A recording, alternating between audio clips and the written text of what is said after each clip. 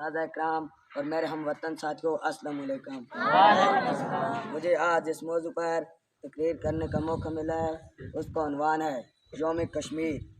पाकिस्तान को आज आज़ाद हुए 70 बार से ज़्यादा अरसा बीत चुका है और हर पाकिस्तानी अपने आप को पाकिस्तानी कहते हुए बड़ा फ़ख्र महसूस करता है। लेकिन आज भी कश्मीरी अवाम मोहम्मद बिन कासिम जैसे लीडर का इंतज़ार कर रही है कि जो आए और उनको आज़ाद करवाए।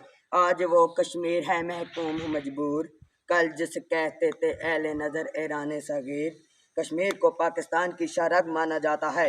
क़ायद आज़म मोहम्मद अली जिन्ना रहमतुल्लाह अलैह ने जब 1947 में पाकिस्तान हासिल किया तो मुआहदे के मुताबिक कश्मीर पाकिस्तान की सरहद में तय पाया।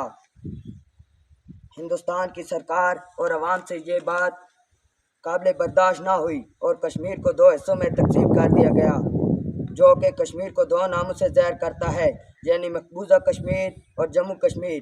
लेकिन आज इस तरक्की के दौर में भी जब कोई कश्मीरी मुसलमान नजायज़ नुक्ताचल का शिकार है तो क्यों कोई बाअसर व सूख आवाज़ नहीं उठाई जाती। मासवा कश्मीरियों के पुख्ता इरादों और जज्बों के कश्मीर की सरहद पर इंसानी हाथों की जंजीरें बनाई जाती हैं, जिससे ये साबित करवाया जाता है कि पाकिस्तान की आवाम अपने कश्मीरी भाइयों के साथ खड़े हैं।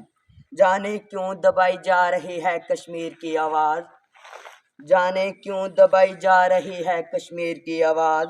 मैं पूछता हूँ कहाँ उठाई जा रही है कश्मीर की आवाज़।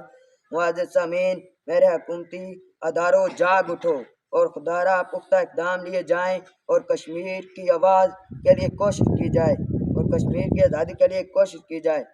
मैं आप सब के साथ मिलकर क़ायद आज़म मोहम्मद अली जिन्ना की उस बात को बुलंद करना चाहूँगा, कश्मीर बनेगा पाकिस्तान, कश्मीर बनेगा पाकिस्तान। कश्मीर की आज़ादी तक जंग रहेगी, जंग रहेगी।